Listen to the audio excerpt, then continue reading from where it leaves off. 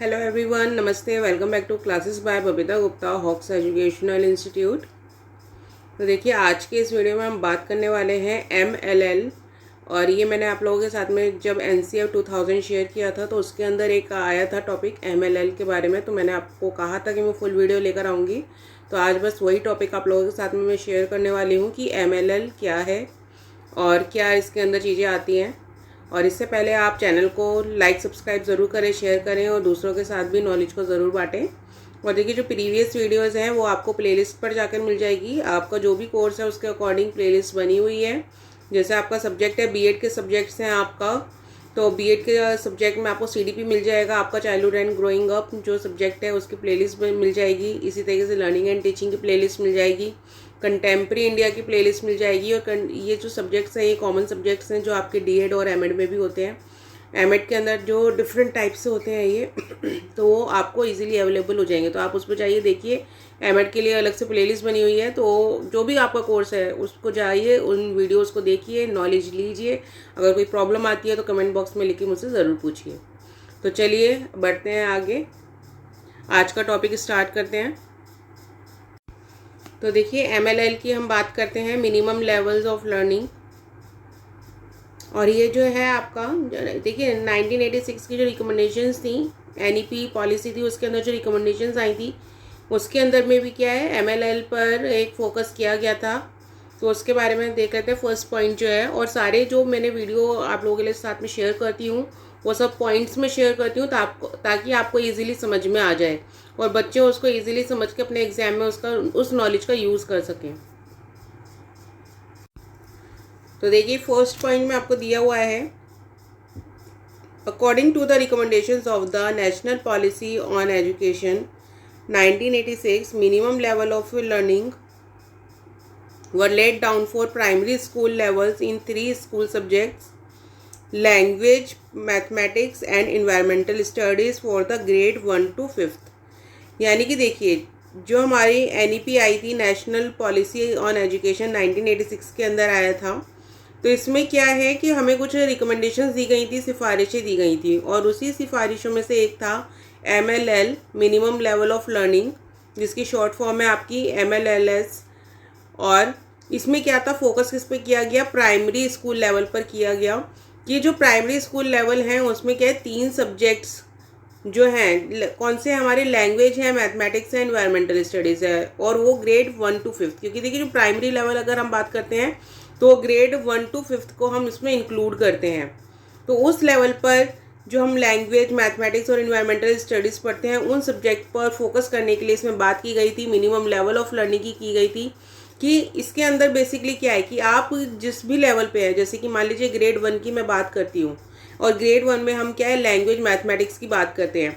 तो उस लेवल पर आप लैंग्वेज, मैथमेटिक्स या EVS जो भी आप सब्जेक्ट पढ़ा रहे हैं, बच्चे के अकॉर्डिंग आप उसको पढ़ाएं। और सेकंड थिंग, जो भी आप उसमें पढ़ाएं, आपको इंश्योर करना है कि बच्चा उस चीज़ को अच्छे से समझ जाए, यानी कि उतना कम से कम उसको आता हो जितना उसका ग्रेड का लेवल है। नेक्स्ट लेवल पे जाएगा तो नेक्स्ट चीज़ वो सीखेगा, बट जिस लेवल पर वो है उसकी नॉलेज उसको अच्छे से होनी चाहिए।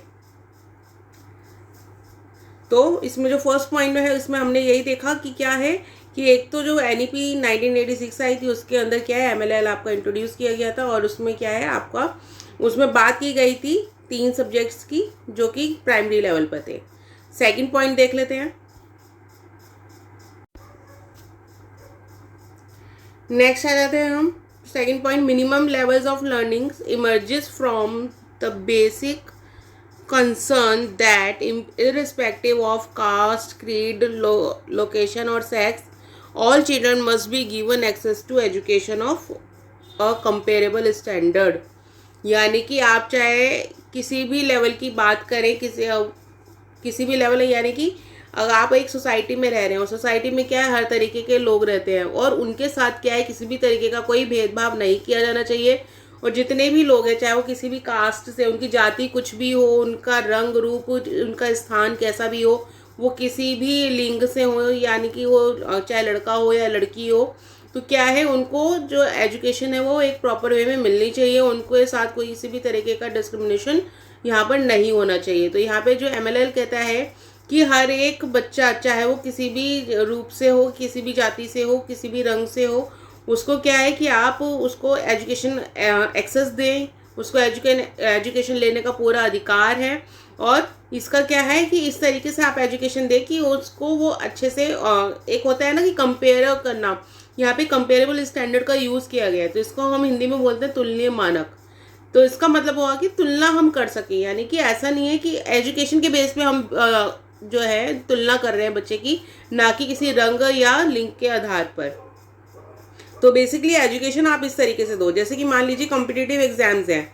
कॉम्पिटिटिव एग्जाम्स के अंदर क्या होता है कि हम अपने जो हमारी एजुकेशन है उसके बेस पर हम वो जो फॉर्म है वो भर रहे हैं, एग्ज़ाम दे रहे हैं और उसके अंदर आगे बढ़ रहे हैं।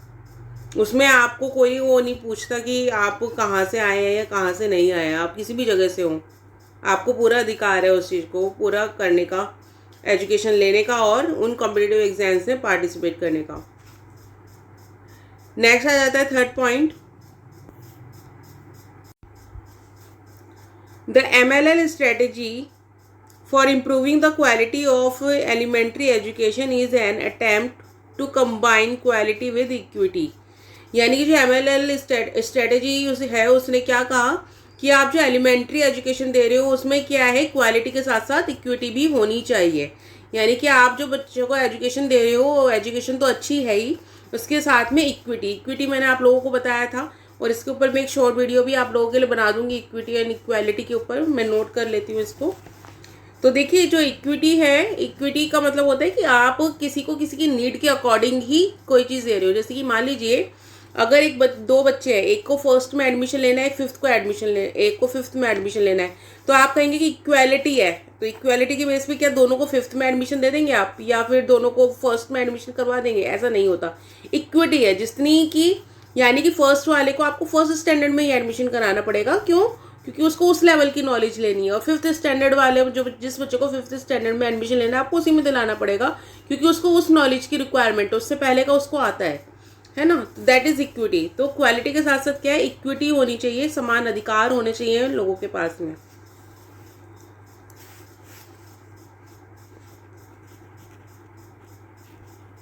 नेक्स्ट देख लेते हैं फोर्थ पॉइंट, ये मैंने नोट कर लिया, इस पे मैं एक शॉर्ट वीडियो आप लोगों के लिए बना दूंगी इक्विटी एंड इक्वालिटी पर।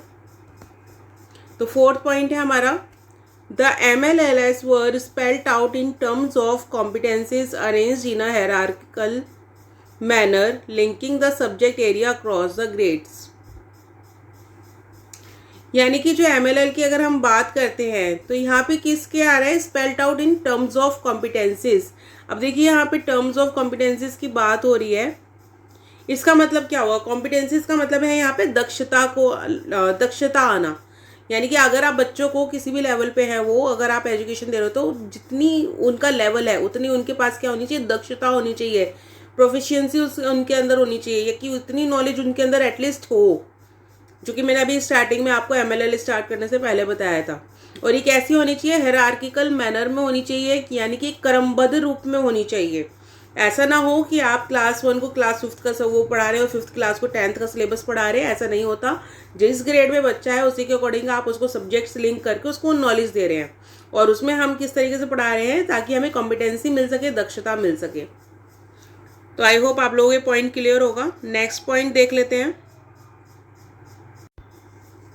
तो देखिए फिफ्थ पॉइंट है, आपको इसमें दिया हुआ है, the mastery on each competency was required for each student before moving to the next competency in the hierarchy. अब देखिए यहाँ पे यही चीज़ अभी जो मैंने आपको बोला था कि जो MLL है वो कहता है कि आपको जो भी आप जिस लेवल पर हो, है ना, वहाँ पे क्या है, आपको मास्टरी होनी चाहिए, दक्षता होनी चाहिए उस चीज़ में जो भी आपकी रिक्वायरमेंट है। जैसे कि आपको क्लास 4 के अंदर जो भी सब्जेक्ट्स हैं, जो भी एजुकेशन है, उसमें आपको क्या है, कॉम्पिटेंसी है, उसमें आपको दक्षता है, उसमें आपको मास्टरी है, कि आपको वो सब कुछ आता है, तभी हम उसको क्या कर रहे हैं, नेक्स्ट लेवल पर ला रहे हैं। तो यही चीज़ इसमें लिखा है कि before moving to the next competency in the hierarchy, यानी कि क्रमबद्धता के अंदर। हायरार्की का मतलब होता है क्रमबद्धता, यानी कि एक सीरीज में जो काम हो रहा है, सीरियल वाइज जो काम हो रहा है ना, उसके नेक्स्ट लेवल पे जाने से पहले, नेक्स्ट कॉम्पिटेंसी लेने से पहले, नेक्स्ट जो अगली दक्षता है वो लेने से पहले बच्चे के पास क्या है, जो पिछला जो इतना भी बच्चे ने पढ़ा है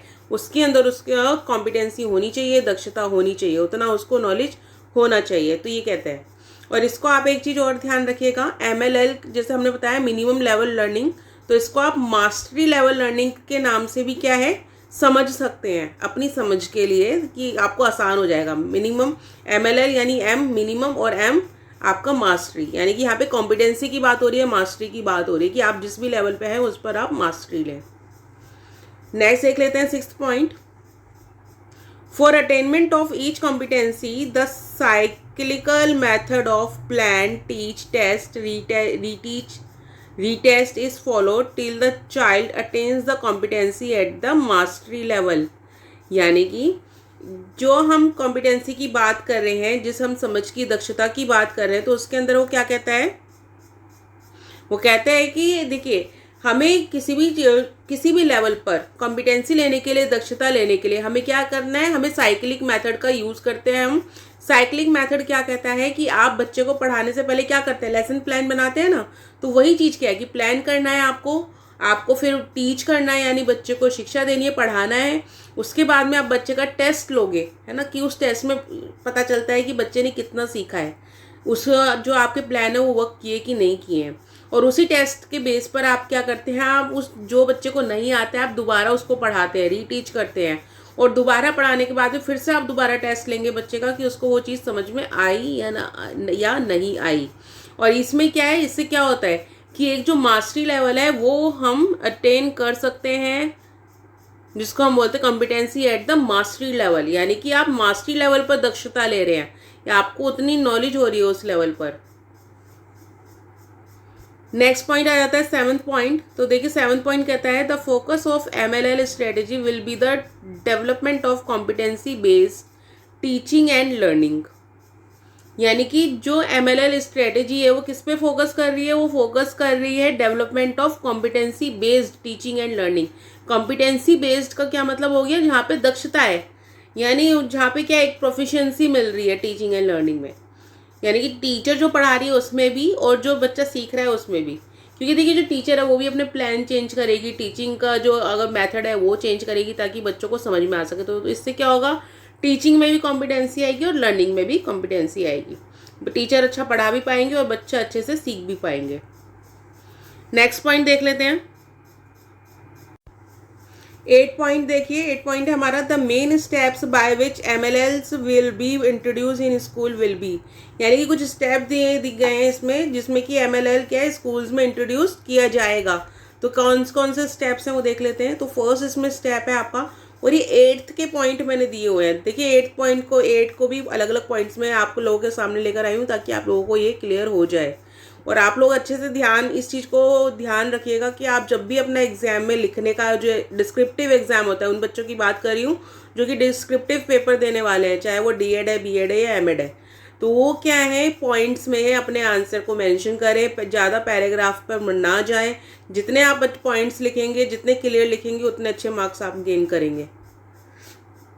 तो देखिए फर्स्ट पॉइंट है इसके अंदर preliminary assessment of the existing levels of learning achievements.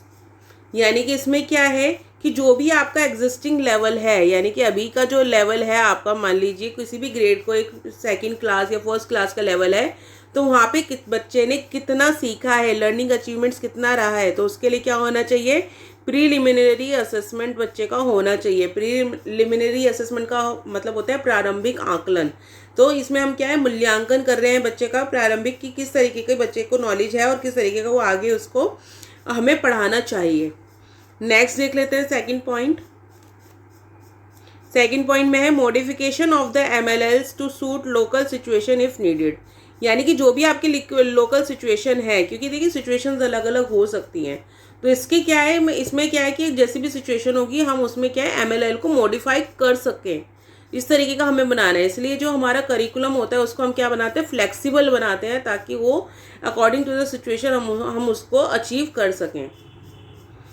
3rd point देख लेते हैं initial and recurrent orientation of teachers to competency based teaching. अब देखिए इनिशियल का मतलब होता है ज़रूरी जो चीज़ें होती है, एंड रिकरेंट ओरिएंटेशन, का मतलब होता है आवर्ती अभिविन्यास। इसको हम बोलते हैं। यानी कि ओरिएंटेशन क्या होती है, ओरिएंटेशन होती है जिसमें कि हम क्या टीचर्स के साथ में बैठ के एक तरीके से क्या कॉन्फ्रेंस जो होता है ना, ओरिएंटेशन आप लोगों ने स्कूल्स में भी सुना होगा, जहाँ पे पेरेंट्स टीचर्स और बच्चे सब होते हैं और वहाँ पे इंट्रोड्यूस किया जाता है जो भी आपका प्रोग्राम है।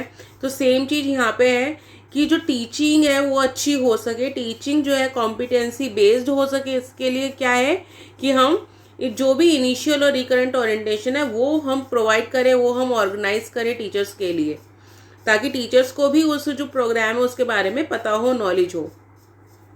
नेक्स्ट देख लेते हैं। देखिए 4th पॉइंट इसमें आपको दिया हुआ है, preparation of teacher training handbooks for MLL based teaching. यानी कि अब यहाँ पे क्या किसकी बात हो रही है, टीचर ट्रेनिंग हैंडबुक्स की बात हो रही है। यहाँ पे ऐसी बुक्स जो कि टीचर्स के काम आए उनको हम तैयार करें, ताकि जो MLL बेस्ड टीचिंग है टीचर कर पाए। बेसिकली इसमें क्या होते हैं, अगर हम टीचर की हैंडबुक की बात कर रहे हैं तो उसमें के अंदर क्या होगा, ट्रेनिंग हैंडबुक, जिसमें कि टीचर को सारी चीज़ें पता हो, रूल्स रेगुलेशंस मैथड्स, हर किस स्ट्रेटजीज उसको पता हो, टीचर को किस तरीके से उनको वर्क करना है, किस तरीके से बच्चों को पढ़ाना है, तो सब कुछ तो उस तरीके का हम टीचर के लिए तैयार करें ताकि हमें MLL बेस्ड टीचिंग मिल सके और टीचर जो है उस लेवल पर बच्चों को सिखा सके। नेक्स्ट आ जाता है introduction of continuous and comprehensive evaluation of students and using evaluation results for remedial action. यानी कि अब यहाँ पे क्या है, कॉन्टिन्यूस एंड कॉम्प्रिहेंसिव इवैल्यूएशन की बात हो रही है। यानी कि यहाँ पे सतत और व्यापक मूल्यांकन की बात हो रही है। यानी कि जो कि लगातार चलता रहता है मूल्यांकन, इवैल्यूएशन। इससे क्या होगा कि जो स्टूडेंट हैं उसकी हमें कमियां पता चल सकेंगी कि बच्चे को कितना आता है, कितना नहीं आता है। और इन्हीं इवैल्यूएशन रिजल्ट के ज़रिए, इवैल्यूएशन रिजल्ट का क्या मतलब हो गया, मूल्यांकन परिणाम। तो इसी आकलन या मूल्यांकन परिणाम के ज़रिए हम क्या कर सकते हैं, रेमेडियल एक्शन ले सकते हैं। रेमेडियल एक्शन का मतलब होता है उपचारात्मक कार्यवाही। तो उपचारात्मक कार्यवाही हम कर सकते हैं। उपचार का मतलब क्या होता है, इलाज करना। तो यानी कि बच्चे की कमी का पता लगाकर हम उसका इलाज कर रहे हैं ताकि वो उस लेवल पर मास्टरी कर सके, उस लेवल को अच्छे से गेन कर सके, कॉम्पिटेंसी उसके अंदर आ सके। नेक्स्ट देख लेते हैं हम 5th point, preparation of unit test. यानी कि अब इसमें क्या है, यूनिट टेस्ट की बात हो रही है, UT जो हम बोलते हैं, जिसमें क्या छोटी छोटी यूनिट को हम तैयार करें टेस्ट को, ताकि बच्चे का लेवल हमें पता चल सके कि अगर एक यूनिट पूरी हो गई तो वो बच्चे को आती है या नहीं आती है। and other evaluation material and putting them in an item pool for using as and when required। यानी कि हमें क्या करना है, यूनिट टेस्ट बनाने हैं और अदर इवैल्यूएशन मटेरियल्स भी हमें यूज़ करने हैं। इवैल्यूएशन मटेरियल यानी कि आकलन या मूल्यांकन करने के लिए जो भी हमें सामग्री चाहिए वो हम इकट्ठी करेंगे, और वो किस लिए कर रहे हैं, ताकि उसकी जब भी हमें ज़रूरत हो तो हम वो यूज़ कर सकें। ठीक है ना, इस तरीके से हम उनको अपने एक तरीके से अपने हाथ में वो चीज़ें हमें रखनी है। अगर हम बच्चे को यूनिट पढ़ा रहे हैं, बच्चे को कोई 4 यूनिट बना दी, तो उन 4 यूनिट का हमें टेस्ट अपने पास प्रिपेयर करके रखना है, ताकि हम बच्चों को वो असेसमेंट कर पाएँ, बच्चों को और जान सके कि बच्चे ने कितना सीखा है। नेक्स्ट आ जाता है 7th point, using MLL norms as and when curriculum and textbooks are revised। यानी कि जो MLL norms हैं उनको क्या है, हम जब भी करिकुलम या टेक्स्ट बुक रिवाइज हो उनको हम क्या कर सकें, यूज़ कर सकें।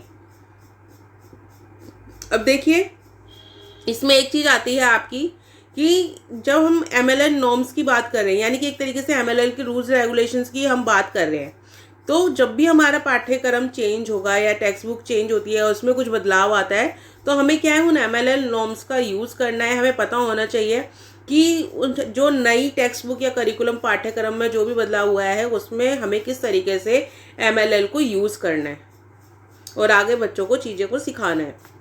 नेक्स्ट आ जाता है इसमें 8 पॉइंट। तो देखिए 8 पॉइंट कहता है, provision of competency based teaching learning material to make the educational process activity based and joyful.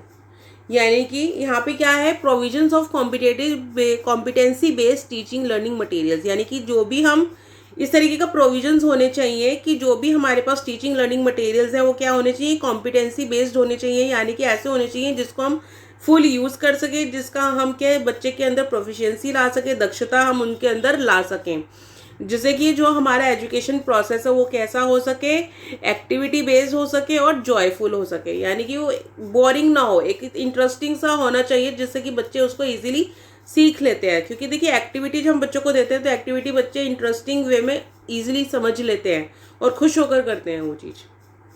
तो 9th पॉइंट है, देख लेते हैं। ये सभी अभी हमने 8 के पॉइंट पढ़े हैं, सब पॉइंट्स। अब 9th पॉइंट देख लेते हैं। देखिए 9th पॉइंट में आपको दिया हुआ है, the MLL programmes continued in the 1990s and subsequently lost its importance for several reason. यानी कि ये जो प्रोग्राम था MLL प्रोग्राम 1990s तक क्या है कंटिन्यू किया गया, उसके बाद में इसने धीरे धीरे अपना महत्व खो दिया और इसके बहुत सारे रीजंस रहे हैं। But the use of competencies in classroom learning and competency based assessment still continuous. पर क्या है कि जो हम कॉम्पिटेंसी बेस्ड लर्निंग की बात कर रहे थे, MLL प्रोग्राम तो नहीं वर्क ऑन हो सका, बट जो हम कॉम्पिटेंसी बेस्ड लर्निंग की बात कर रहे हैं वो क्या है, वो कंटिन्यू रहा, उसका हम यूज़ करते हैं क्लास के अंदर ताकि जो बच्चे हैं उसको सीख सकें। तो ये क्या है, लगातार चलता रहा आगे। इसमें देखिए लिखा हुआ भी है NCERT 1991। तो जो NCERT 1991 के अंदर आया था उसके अंदर भी क्या था, ये हमने कॉम्पिटेंसी बेस्ड असेसमेंट देखा था, कॉम्पिटेंसी बेस्ड लर्निंग देखी थी। नेक्स्ट आ जाता है 10th point, based on the experience gained in implementation of MLL projects sanctioned during 1992, the program will be expanded to other areas in a phased manner। यानी कि जो भी हमने एक्सपीरियंस करा MLL प्रोजेक्ट्स जो आए, उससे जो एक्सपीरियंस किया, उससे हमने क्या गेन किया कि उनको क्या है हमने आगे भी जारी रखा 1991 1992 में। क्योंकि अभी हमने बात की कॉम्पिटेंसी बेस्ड लर्निंग हमने ख़त्म नहीं की है, उसको हमने क्या है आगे भी और भी एरियाज़ में उनको लागू किया है अलग अलग फेज मैनर में। नेक्स्ट आ जाते हैं, नेक्स्ट पॉइंट हमारा 11th पॉइंट। तो देखिए 11th पॉइंट के अंदर है आपको SCERTs and DIETs will be encourage to take up MLL project so that this strategy becomes an integral part of pre service teacher training. यानी कि जो हमारे अभी हमने ऊपर पॉइंट में बात की कि जो MLL प्रोग्राम था वो आगे वो बहुत ज़्यादा नहीं चल सका, बट जो कॉम्पिटेंसी बेस्ड लर्निंग की हम बात करते हैं उसको हमने आगे और भी एक्सपेंड किया है।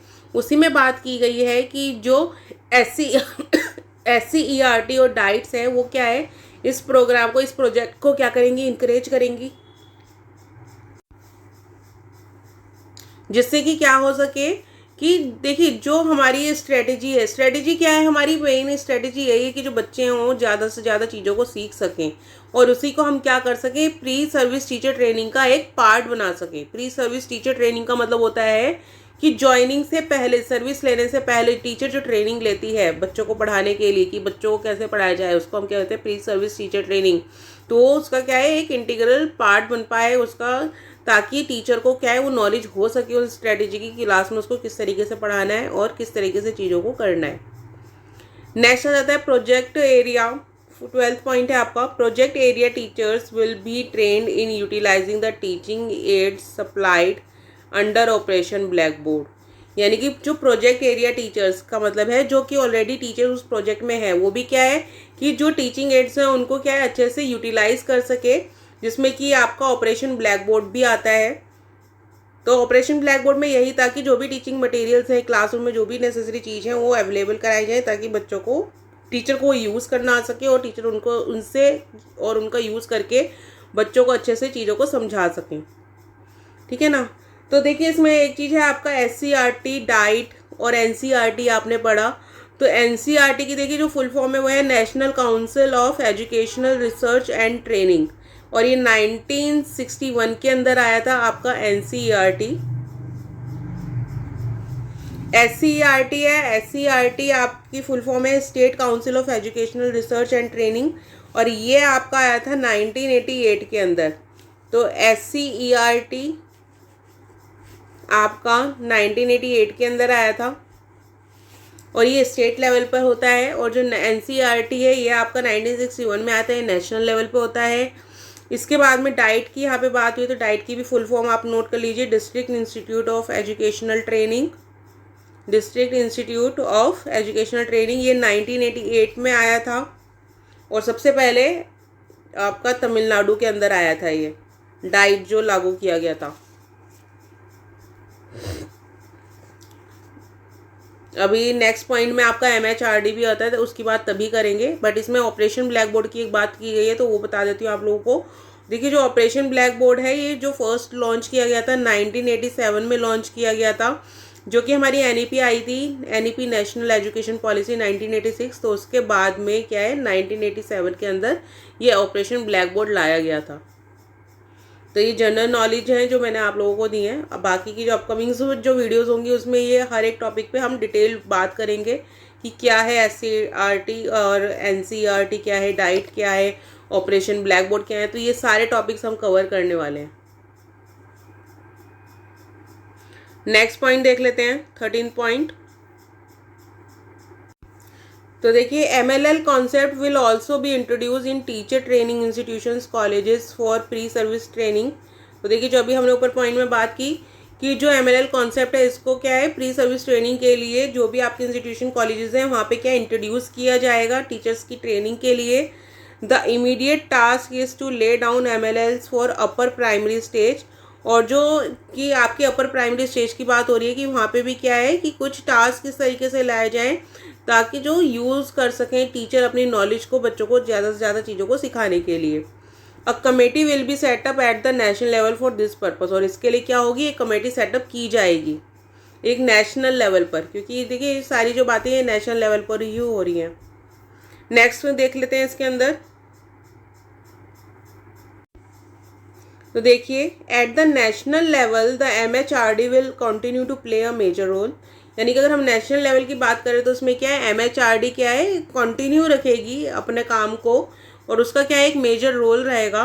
तो जो मैंने नेक्स्ट फुल फॉर्म बताई थी वो MHRD है। MHRD की फुल फॉर्म है ministry of human resource development, ministry of human resource development. और ये जो है 1985 के अंदर आई थी, इंट्रोड्यूस हुई थी 1985।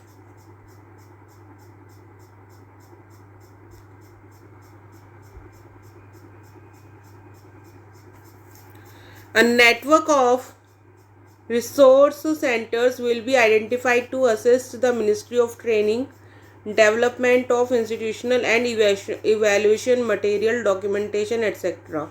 यानी कि क्या है, जब रिसोर्स सेंटर क्या है, रिसोर्स सेंटर की यहाँ पे बात हो रही है तो रिसोर्स सेंटर क्या करेंगे कि जो हमारा गोल है तो उसको क्या है मिनिस्ट्री ऑफ ट्रेनिंग में असिस्ट करेंगे, डेवलपमेंट करेंगे उसको, और उसका क्या इवैल्यूएशन मटेरियल जो भी रिक्वायरमेंट होगी, जो भी डॉक्यूमेंटेशन होगी, यानी कि हर एक तरीके की नीड फुलफिल करेंगे। क्योंकि नेशनल लेवल की बात हो रही है यहाँ पे, क्या है कोई भी काम अगर होगा तो सिस्टमेटिक वे पे ही होगा। तो इसलिए क्या इस जो काम है अलग अलग एजेंसीज को ना देते हुए MHRD को दिया गया। At the state level department of education and SCERT will take the responsibility for the implementation. यानी कि ये तो हम नेशनल लेवल की बात कर रहे थे, और स्टेट लेवल पे जो इसका इनिशिएशन या रिस्पॉन्सिबिलिटी कौन लेगा वो SCERT और डिपार्टमेंट ऑफ एजुकेशन लेगा। क्योंकि स्टेट लेवल पे जो वर्क होते हैं वो SCERT करती है, जैसा कि अभी मैंने आप लोगों को बताया तो उसकी रिस्पॉन्सिबिलिटी उन्हीं की रहेगी। तो आई होप आप लोगों को ये टॉपिक पूरा समझ में आया होगा। फुल डिटेल्ड वीडियो मैंने आप लोगों के साथ में शेयर किया है और अभी तक किसी ने भी ऐसा ये टॉपिक शेयर नहीं किया होगा, तो आई होप आप लोगों को क्लियर हो। और अगर आपको समझ में नहीं आता है, क्योंकि पॉइंट्स तो सिंपल हैं और बहुत ज़्यादा मैं बड़े भी नहीं बनाती हूँ पॉइंट्स आप लोगों के लिए, जितने ज़रूरी है उतना लाती हूँ। अगर फिर भी कोई डिफ़िकल्टी होती है तो आप कमेंट बॉक्स में लिख कर मुझसे ज़रूर पूछिए। आपका जो भी प्रॉब्लम होगा, डाउट होगा, वो सॉल्व किया जाएगा। और आप लोग अपनी पढ़ाई को कंटिन्यू रखें, जो टॉपिक्स लाती रहती हूँ उनको आप पढ़ें ज़रूर। देखिए, कुछ बच्चे होते हैं कि एकदम जैसे फ़ोन को सामने रख के नहीं बैठ सकते, पढ़ नहीं सकते, या क्योंकि टाइम नहीं है, कुछ काम में लगे हैं, तो ऐसे में आप वीडियो ऑन करके छोड़ दीजिए। क्योंकि आपको क्या है कि जो सुनाई दे रहा है ना वो बहुत ज़रूरी है कि आपको चीज़ें समझ में आ सके डिटेल में, जो भी आपको बताया जा रहा है। अगर आप सुन भी लेंगे ना तो आप अच्छे से कर सकते हैं। तो इसी तरीके देखिए जो वीडियोस हैं और जो आपके लिए इम्पोर्टेंट टॉपिक्स हैं वो सब मैं आप लोगों के लिए लेकर आऊँगी। आज एमएलएल का कॉन्सेप्ट मैंने आप लोगों के साथ में शेयर किया। नेशनल एजुकेशन पॉलिसीज़ जो हैं एनसीएफ जो है वो आप लोगों के साथ में मैंने शेयर किया। नेशनल करिकुलम फ्रेमवर्क 1975, 1988, 2000 और 2005 में ऑलरेडी आप लोगों के साथ में शेयर कर चुकी हूँ, और उसको एक बार और मैं आप लोगों के लिए लेकर आऊँगी ताकि आप लोगों को और अच्छे से क्लियर हो। तो नॉलेज लेते रहिए, ज्ञान लेते रहिए और दूसरों तक भी पहुंचाते रहिए। तो इसलिए वीडियो अगर अच्छा लगा तो उसको लाइक कीजिए, चैनल को सब्सक्राइब कीजिए और वीडियो को दूसरों तक भी पहुंचाइए, नॉलेज को दूसरों तक भी पहुंचाइए, उनको शेयर ज़रूर करें। तो आप लोगों के साथ में जल्दी ही मिलती हूँ नेक्स्ट वीडियो में। अभी के लिए थैंक यू, धन्यवाद।